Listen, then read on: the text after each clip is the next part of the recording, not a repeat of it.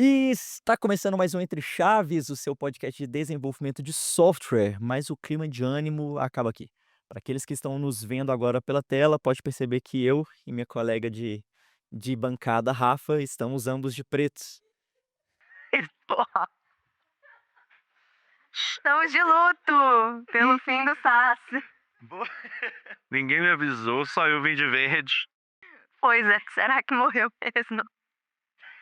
E aí, pessoal, bom, acho que a discussão hoje vai ser muito boa para a gente entender o que tá por trás dessa afirmativa, né, que o SaaS morreu, que isso é algo que na verdade não surgiu hoje, né, isso é algo que eu vejo discussão na internet desde que a generativa começou a bombar. E aí para isso, né, trouxemos os nossos convidados aqui de hoje, se Se apresentem apresentem pra aí. gente. William, também conhecido como WW, aqui Bom, boa tarde, pessoal. Meu nome é William, bom, já disseram aí. Já trabalhei com DTI há algum tempo, 8 anos de casa. e do outro lado, Francis. Boa. Tudo bem, galera? Mais uma vez aí pra gente trocar uma ideia. Vamos ver se tá morrendo ou não tá morrendo. Eu vou ser a esperança que tá aqui hoje de verde único. É o advogado do diabo, né? Podemos descer o caixão, volta o caixão. Então, recentemente na internet ficou famoso um termo, né, Rafa? O tal do SaaSpocalypse. Não sei nem se pronuncia assim. SaaSpocalipse. É, o apocalipse do SaaS, né? Então, um termo que ganhou notoriedade mediante ali o meados de 2025 até hoje, né? Então, mais ou menos no último ano, porque grandes empresas e indústrias de forma geral que dependem de SaaS, elas tiveram uma queima, um derretimento de suas ações. Então, foi uma perda bilionária que nós vimos ao redor do mundo, que parece ter se estabilizado nos últimos 2 meses, mas nada garante isso. A questão é indiscutível que com o surgimento das inteligências artificiais e conforme o mundo foi alavancando para poder utilizar elas cada vez mais, algumas ferramentas de SaaS começaram a perder um pouquinho do seu propósito, né. Acho que foi 2 trilhões, né, em questão de 30 dias, assim, que evaporou, dessas empresas desse ramo de software. 2 Elon Musks, né. Então assim, foi realmente um baque, mas, não é bem assim, né, nenhuma empresa quebrou ainda. É, pelo menos até então as empresas sim diminuíram o seu contingente, algumas delas até mesmo substituíram seus representantes de venda por agentes de inteligências artificiais, mas nenhuma delas voltou atrás. Na verdade, todos os C-levels de todas as empresas como a Atlassian, Red Hat, a Monday, todas elas fizeram o double down, né, elas provocaram e falaram: "Não, nós vamos continuar, nós estamos ganhando celeridade com as inteligências artificiais, na verdade nosso produto está ficando mais robusto do que nunca". E é hoje que nós vamos entender até que ponto isso é verdade, né? Será que isso realmente faz sentido no mercado? É esse movimento que a gente está vendo mesmo ou não? Então, França, você tinha começado falando para a gente que e aí, vai defender o SaaS? Conta pra gente aí primeiro qual que foi sua experiência com o SaaS nos últimos meses. Vocês chegaram a ver essa mudança? A mudança do Adobe, por exemplo, de parar de cobrar assinatura para começar a cobrar crédito. Você acha que isso é uma tendência natural do mercado? Como que foi a experiência de mexer com SaaS nos últimos meses? O que eu venho observando, né, recentemente no mercado, é uma grande mudança na forma de cobrança, né.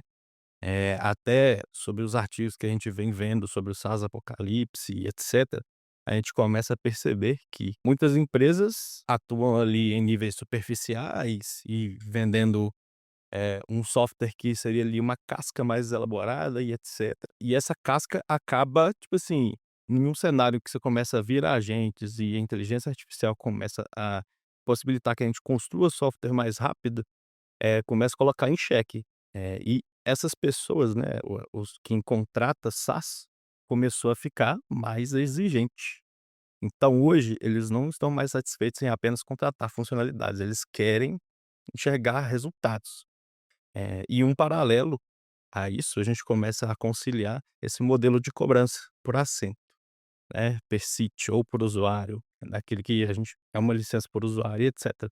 Dado que essa mudança na visão da forma de valor começou a chegar, as empresas começaram a entender que: "Opa, se agora eu tenho um modelo aqui de agentes, em que uma pessoa consegue fazer o trabalho ali de forma mais acelerada, que vai suprir ali a demanda de 10 funcionários que costumavam fazer, eu não preciso mais de todas essas licenças". Então acaba que a as próprias empresas começam a ter prejuízo, né, em vender dessa forma. E aí começa a colocar em xeque a forma de cobrança, se a forma de cobrança está adequada e etcétera. Esse clima de ansiedade em relação a: "Será que esse é a melhor forma de cobrar agora ou não?", E aí é isso que vem pairando recentemente. As discussões vêm em torno disso. Nas formas de cobrança, se é mais vantajoso cobrar por licença mesmo, ou se é mais vantajoso cobrar por resultado ou por tokens. Então, novas formas de cobrança vêm vindo para representar esse novo cenário da engenharia de software. Eu até entendo que essas novas formas de cobrança, elas podem ser testadas com certa tranquilidade no mercado, e acho que não é nenhum problema.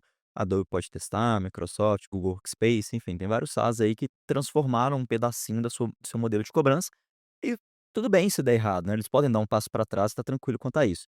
Mas algo que você falou me chamou muita atenção, que você falou, às vezes o SaaS ele cria essa casca de artificialidade, e as empresas não querem mais, eh, algo genérico, elas querem um resultado que elas consigam colocar na ponta do lápis, né. Por que que isso muda com a utilização das inteligências artificiais? O SaaS ele não deveria estar mais robusto e trazer mais resultado pra gente? Sim, o que acaba acontecendo é que nem sempre após esse advento, né, até dando um pequeno checkpoint, o SaaS Apocalipse acho que veio depois do lançamento do Cloud Coworking, né, um dos grandes marcos, Sempre o assim. cloud, né, Pois é. gente?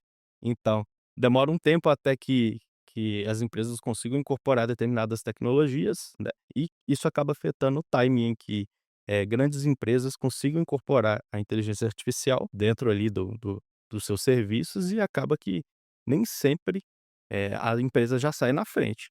Claro, e outra coisa que precisa ser levada em consideração é que muito se fala sobre IA, agora com a IA a gente consegue desenvolver mais rápido, então a gente lança diversas demos, a gente traz diversos, né, várias POCs, alguns produtos assim: "Ah, esse produto aqui eu consigo tirar da cartola aqui em um final de semana".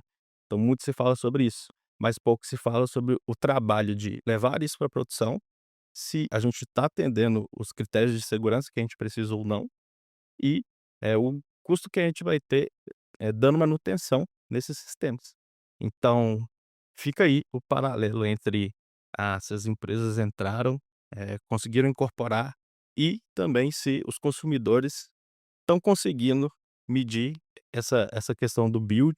E só aproveitar o gancho aí sobre o que vocês falaram, né, nessa questão do SaaS apocalipse aí, que esse termo que o pessoal tá usando, acho que é muita percepção da pessoa que consome o SaaS, é sobre a percepção do valor, né. O que que ela vê de valor naquele SaaS ali e como que a IA pode resolver, né. Então, por exemplo, se uma empresa consome ali ou tem um usa um serviço de chatbot, por exemplo, ela pode não ver mais tanto valor nisso, sendo que uma IA pode fazer muito melhor e até uns dias atrás é muito mais barato também, porque, integrar ali com o ChatGPT ou algum ragzinho é tecnicamente tranquilo de se fazer e era mais barato que algumas ferramentas, né. O problema agora justamente é esses modelos de cobrança que vocês estavam falando. Parece que o mercado ainda não sabe como precificar e parece que o mercado de IA também trabalha no prejuízo, né. Então agora que eles vão começar, assim, a aumentar o valor e dar um valor real, né, para soluções de IA. Então, por mais que empresas de SaaS tenham perdido o mercado nesse começo aí, né, de ano, enfim, até agora no meio do ano, a gente tem que ver como que as soluções baseadas em IA vão se sustentar ao longo do tempo, porque elas podem ficar tão mais caras que voltar para o SaaS pode ser uma solução, né, uma alternativa no caso. Então, esse desespero que eu vejo, assim, de o pessoal: "Nossa, o SaaS vai acabar", eu não acho que seja tão factível assim. Porque tudo com IA tá muito incerto ainda, sabe. Então, questão de preço, como que você até como o Francis falou, né, como é que você mantém um serviço, né. Se você troca o SaaS por um serviço próprio, você vai ter que manter ele, toda a infraestrutura, né, pessoas mantendo ali, dando manutenção. Então, o custo pode aumentar junto com o custo de token ou o custo, né, de usar uma IA ali. O que ele trouxe uma coisa muito importante, né, sobre a previsibilidade do custo. Quando a gente traz a IA para o jogo, a gente entende que em alguns momentos, né, se você não definir ali seus guardrails ou algum ponto ali, colocar o human in the loop, né, para validar, a gente pode entrar num processo ali de busca de informação, entrar em um formato de loop e ir gastando tokens e tokens e tokens. Então os CFOs geralmente não gostam desse tipo de estrutura em que eles não têm total previsibilidade, trazendo para o outro contraponto, o modelo persiste, né, por usuário, ele ainda traz essa segurança. Então pode ser um ponto em que, assim, demore um pouco mais para o SaaS definitivamente morrer. Ainda não é o último prego do caixão. Rafa, interessante esse ponto, né, dá a sensação de que até mesmo as indústrias de SaaS, elas tiveram que sofrer com essa adaptação proveniente da IA de forma muito rápida, tal qual as outras demais indústrias de software, mas eu sinto que, pelo que eles falaram aqui agora, as empresas que são mais genéricas, que entregam um valor muito superficial, elas vão acabar ficando para trás, mediante a IA. Pois é. Então, por exemplo, softwares que a gente tem que são gerenciadores de calendário, então softwares que servem apenas para eu porque, a planilha é muito feio, então a gente substitui a planilha por algo bonito. Cara, hoje eu não faço mais apresentação no PowerPoint, Ou eu faço um HTML eu faço no utilizando IA. cloud design, né. Alô, Anthropic, patrocina a gente. Então, assim, isso é um fator, mas aí, por outro lado, a gente também tem SaaS que são extremamente especializados na área da saúde, na área de seguradora, que tem um conhecimento proprietário, né, integrado nesse software. E isso não perde valor, né? Você trocar algo que é certo, algo que funciona, que é provado, por algo que vai ser caótico ali, que vai ser Sem dúvida. duvidoso. Então, Então, assim, a gente tem indústrias que entregam software triviais, que provavelmente vão ser substituídos pela facilidade de se implementar, mas do outro lado a gente também tem, como você comentou, lugares que não é só para você armazenar os dados, mas que produz toda uma inteligência daqueles dados para que você possa consumir eles, né. para mim é muito claro que existem 2 dilemas diferentes, né. O primeiro é o que o Francis mencionou, que é o build versus buy, que é: será que vale a pena eu pegar um SaaS que eu pago e construir ele in-house? Qual que é o custo disso, né? Será que é um fim de semana de um desenvolvedor? Será que eu vou ter um custo de infraestrutura? Será que eu vou ter um custo de suporte, de manutenção? Porque o Calendly, por exemplo, o Outlook mudar os endpoints, se quebrar os endpoints lá, 3 horas da manhã vai ter alguém que vai resolver isso e você não vai perder uma reunião porque ficou o seu uptime ali, deu uma zoada. E aí existe um outro dilema que é: se 10 agentes faz o trabalho de 100 pessoas, a empresa vai precisar de 10 per seat lá do Salesforce, não mais 100. Então esse é um outro dilema. Interessante. Eu acho que eu comecei a entender agora o que vai para frente e o que a gente começa a eliminar na indústria do SaaS. E posso até concordar um pouquinho com você, tá, França, ainda não é o último prego do caixão. Mas e agora, o WW? Como que vai ser daqui pra frente, cara? Porque, igual a Rafa falou aqui, né, pô, será que é um final de semana do dev? E detalhe que ela nem falou que você vai trabalhar durante a semana, tá? Ela já tá falando que você vai trabalhar no final de semana. Mas será que é build, será que é buy? Como que a gente gera insumo para poder fazer essa decisão, assim? Como que você tem visto isso dentro da sua atuação, dentro do cenário? Como que o dev tem se portado nesse novo cenário em vistas do SaaS e das mudanças deles? Bom, antes de você responder, eu queria muito trazer um tweet, Gente, é sempre um tweet, né? eu adoro, eu fico olhando o Nossa Twitch, especialista em Reddit, de pra tweet gente aqui. ver pra ver o que que tá acontecendo nas discussões. E uma coisa que eu lembrei é que foi início de 2025, cara, isso nem foi uma coisa que foi agora. Teve um post viral, foi super viral, que resumiu, acho que esse debate inteiro. É claro que a gente precisa atualizar isso, né, no nosso contexto de IA de hoje. Uma pessoa fez um post falando, provocando, né, a comunidade, falando que com o IA ele substituiu o Calendly, o Trainwall e o Typeform com 15 horas de vibe coding e economizou $10.000 por ano. E aí uma outra pessoa fez um corte desse comentário falando: se você acha que você consegue construir um Calendly in-house somente, com 15 horas de prompt, então você não sabe como o software funciona.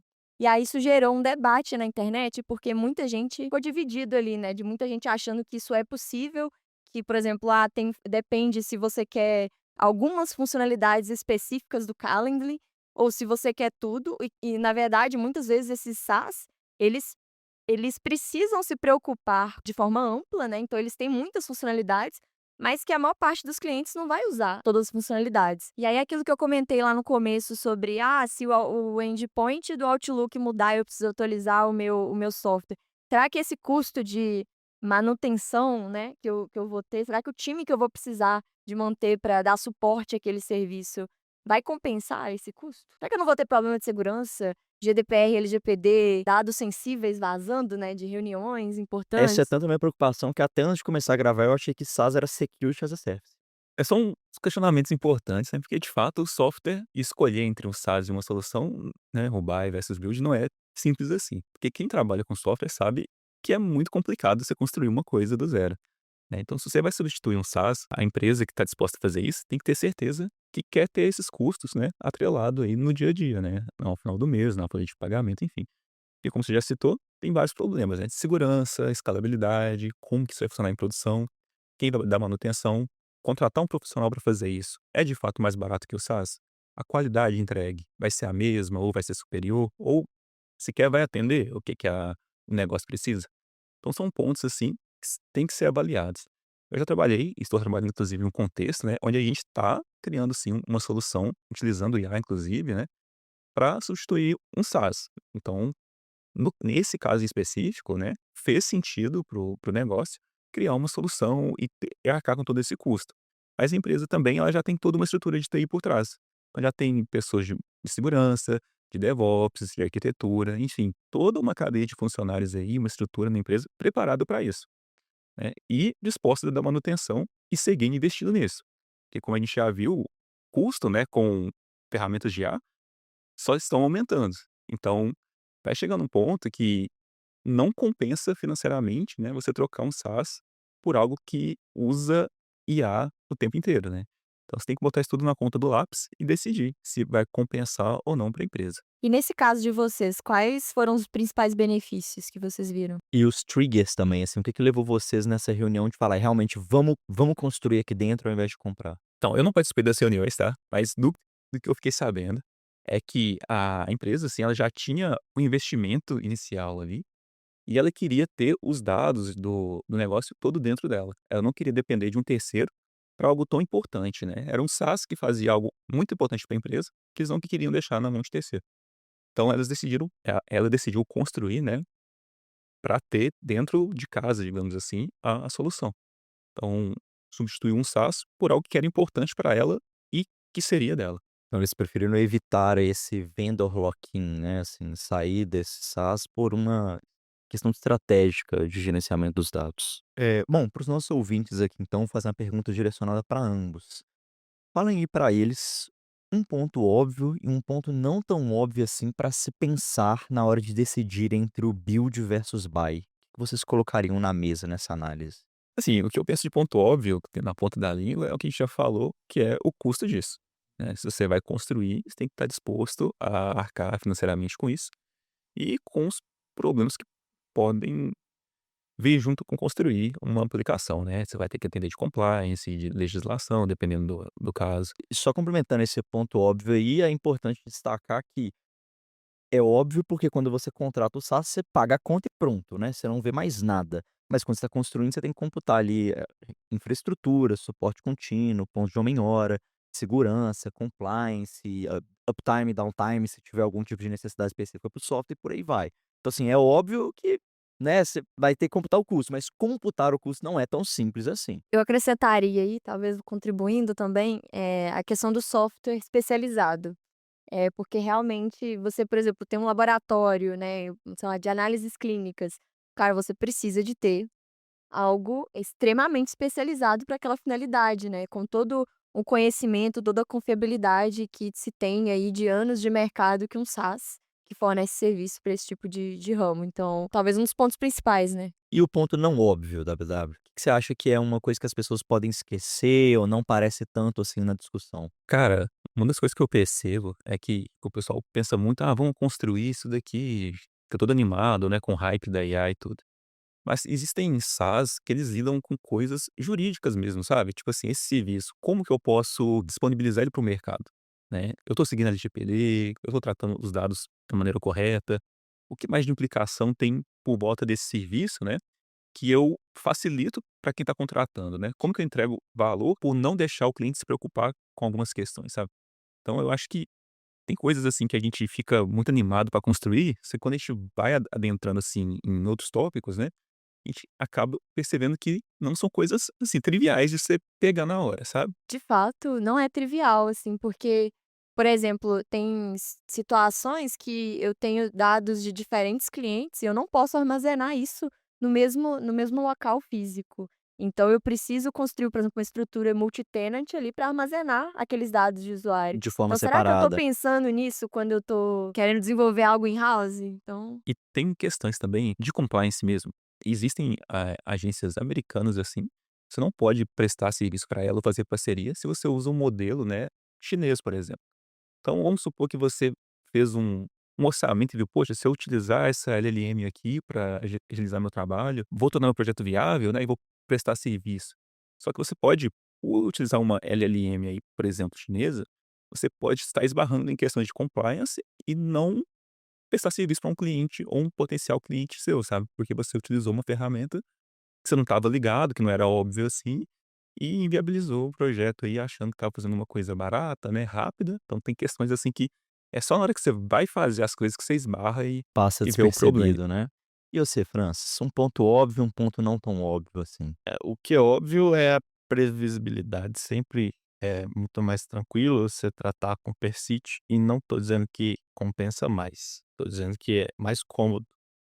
Mas trazendo para o lado do que não é óbvio, quando você vai construir, você tem toda aquela discussão imensa de diversos episódios que a gente já teve sobre o próprio exemplo que a Rafa citou, se a gente precisar fazer alguma integração ou utilizar alguma biblioteca, assim, quem vai garantir que aquela biblioteca vai estar atualizada ou não? Quem vai garantir que aquela integração vai quebrar ou não? Tudo isso vem, dentro do SaaS de forma transparente, você não se preocupa com aquilo, tá incluído na conta. Mas quando você vai desenvolver in-house, você tem que levar tudo isso em consideração. Então traz diversas questões de escopo, diversas questões de segurança, e o que não é tão claro é o quanto você vai gastar para poder tipo assim, desenvolver determinadas funcionalidades. Dependendo da forma e da senioridade do time que vai desenvolver, às vezes eles não têm a expertise necessária para desenvolver determinada tarefa, e acaba construindo uma solução que talvez não é escalável. Ah, ela atende agora a nossa empresa, mas vai atender futuramente? Até onde a gente consegue flexibilizar isso? Então, esses são pontos que não são óbvios e você vai precisar ter muito bem claro no momento de tomar a decisão. Porque uma vez que você começou a desenvolver, para se parar, já virou prejuízo. Às vezes, o software que vai ser desenvolvido in-house é tão distante do que é o core da empresa que, de fato, não faz sentido manter uma equipe para poder construir aquilo in-house, manter aquilo e dar a devida evolução, que a gente sabe que o software, a partir do momento que você publicou, ele já está obsoleto. Você já precisa ir em constante evolução, garantindo que ele vai se atualizar. gente, faltou alguma coisa? Tem a questão de que a IA hoje em dia, eu pelo menos sinto que tem muito hype envolvido. Assim, é uma ferramenta muito boa, veio para mudar muita coisa pra gente, mas ainda tem muito hype, né, em cima disso daí. A gente pode fazer até um paralelo disso quando a gente compara, né, quando foi a chegada da computação em nuvem, né. Então, quando chegou o hype da computação em nuvem, todo mundo queria migrar para a nuvem, né. Tinha gente com data center aí e queria migrar para a nuvem. E aí começou uma corrida, né, para fazer migração para as clouds, fazer aplicações multi-cloud, etcétera. E em alguns cenários não era necessário, né, sendo que a pessoa já tinha estrutura ali de data center, não precisava migrar, mas E migrou. on-premise tá aí até hoje, né, sobrevivendo, tá aí até hoje. Isso, mas é o on-premise versus cloud, né. Mas também tem, assim, a gente pode comparar também com microserviço e monolito, né, também, que é o mesmo caso do Stack Overflow. Stack Overflow já falou muitas vezes que eles são um monolito, que eles não viam necessidade nenhuma de ser um microserviço, sabe, de quebrar, de refazer tudo em microserviços, né. Porque eles não quiseram seguir o hype ali e, de fato, a solução deles era muito boa, sempre funcionou, continua funcionando muito bem até hoje, né, até a IA chegar e desbancar um pouco ali. E eu acho que eu comparo muito isso com a questão da substituir um SaaS por uma IA. Tem muito hype, mas não justifica você sair fazendo as coisas na emoção. Você tem que parar, analisar, ver se faz sentido para o seu contexto, e se fizer, aí você vai lá e migra, se não, mantém no SaaS mesmo. Se o SaaS não está te dando nenhum prejuízo, está atendendo suas demandas, não tem porquê, né, você criar algo dentro de casa, assumir tantos riscos, assim, que a gente já comentou, né, sendo que não tem necessidade. Muito se fala da concorrência, né, entre a IA e SaaS, e é um contra o outro, mas o que eu acredito bastante é na convergência. Vai ser um trabalho em conjunto, dado que a gente consegue enxergar diversos SaaS verticais que a gente está falando aqui, que tratam de de serviços muito específicos, seja para prover informações sobre clientes, se o cliente que mora naquela região, ele é mais inadimplente ou menos inadimplente, ou se é algo relacionado a, sei lá, o Jus Brasil, que existe um SaaS, né, que retorna sobre, vários processos, jurisprudência, etc. Você enxerga que existem SaaS que resolvem problemas muito, muito, muito importantes. Então a gente está caminhando para um cenário onde o SaaS vai se tornar a base para conseguir fazer com que esses agentes consigam orquestrar as operações, comunicar entre si. Eh, a gente viu recentemente o lançamento do protocolo A2A, que possibilita a comunicação entre agentes de forma muito bem estruturada. Então, cada vez mais os agentes vão se tornando mais capazes de comunicar entre si para resolver problemas cada vez mais complexos. E isso faz com que a gente consiga suprir uma camada de software que não é tão comum hoje em dia. Agentes, né, e com IA generativo ou não, que consigam resolver cenários, por exemplo, de agendar uma reserva, analisar um conjunto de dados de mercado para propor uma nova projeção, se compra ou não uma ação, enfim, problemas super complexos que hoje a gente fica refém da falta de capacidade, né. Então os agentes vêm para trazer isso, esses SaaS verticais vão ser o que torna esses agentes, capazes de realizar esses problemas complexos. Pô, então aqui a gente falou sobre o último prego do caixão do SaaS, se era ou se não era, se desce caixão, se sobe caixão, se na próxima vez errar vão vir de preto ou de branco, né, pra poder saber se o SaaS vai viver ou vai Eu morrer. tô sempre de preto. Se depender da nossa roupa vai morrer, né, Rafa? Mas não é por isso, não se enganem, tá? Então falamos aqui sobre alguns critérios interessantes pra gente discutir e ajudar a dar uma clareza nesse dilema do buy versus build, né, quais são as implicações que muitas vezes a gente não considera nessa substituição simples. Bom, o dilema é simples, né, a substituição em si não é nada simples. Então eu deixo uma reflexão pra você que tá ouvindo a gente aqui agora. E na sua stack, o que que você gostaria de mudar dentro dela? Você escutando esse episódio, ficou com uma pulga atrás da orelha, pensou aí: "Se eu tenho aquele SaaS lá, cara, me parece uma situação familiar com o que foi falado no episódio, será que não dá pra discutir?" Ou não, o SaaS que você tá consumindo hoje, ele é essencial e não adianta, não importa o que aconteça, você vai se manter firme com ele até o final, porque ele te traz um valor inigualável. Pensa aí, responde pra gente aqui nos comentários. Valeu, pessoal, até a próxima. Tchau, Tchau, tchau, até tchau. a próxima. Tchau.